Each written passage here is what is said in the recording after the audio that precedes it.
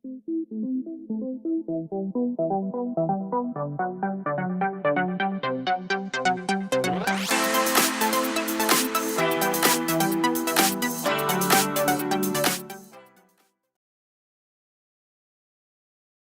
let's unpack this.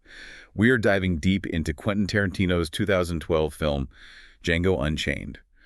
I mean, it's quite something, blends that spaghetti Western feel with a really fierce take on the American slave South, revisiting it even. Yeah, it's incredibly ambitious. And I think our mission here really is to figure out how its style, its aesthetic choices connect with its political punch. We're thinking about it in maybe three ways: violence, the history angle, and this idea of the outsider hero. Right, let's start with the violence, because you really can't ignore it. It's classic Tarantino, isn't it? Hyper-stylized, almost cartoonish sometimes. But how does that kind of violence, the big shootouts, the gore, how does that actually critique the real horror of slavery? Seems almost counterintuitive. Well, that's the crux of it, isn't it? The violence, I think, works on two levels. First, you have the shock value. It makes you look squarely at the brutality of those Mandingo fights, the punishments. It's designed to be uncomfortable, really ugly. Okay, yeah. But I heard then that. it changes. Exactly. It flips.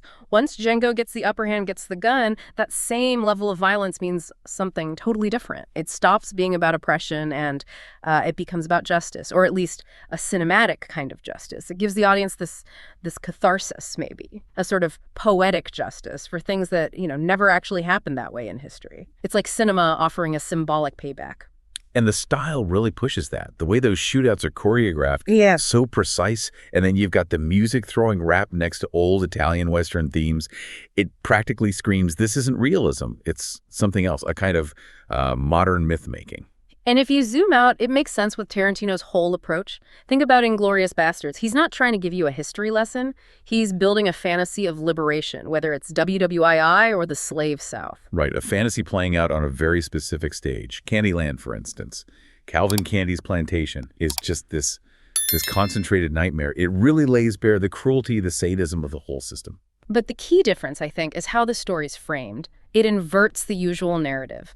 A lot of films about slavery focus, understandably, on suffering, on victimhood. Django kind of refuses that. It's about Django actively fighting back, winning against his oppressors. That's the symbolic repair part. It creates this alternate memory, where dignity wins out violently. Which brings us to Django himself, the character. He starts as this total outsider, right? Yeah. He's technically free, but he's completely adrift in this hostile white world. And his goal, initially, it's very personal, getting his wife, Broomhilda, back. How does that personal mission become, so political?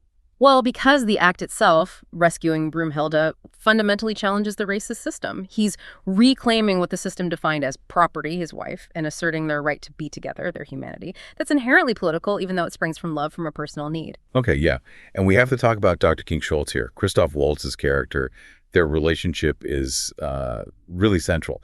Schultz does more than just free Django physically, doesn't he? He's like a mentor. He actually sees Django, respects him in a world built on denying that respect. How important is that? Oh, it's absolutely essential. Schultz gives him the skills, yes, but also the validation, the sort of social cover he needs to even operate in that world. He basically equips Django to stop being just a victim of the system and become someone who can act, who can change things, an agent. And Django learns that lesson, moves beyond Schultz by the end. So the whole thing kind of flips the Western genre, too. Yeah. Usually it's the white hero bringing order.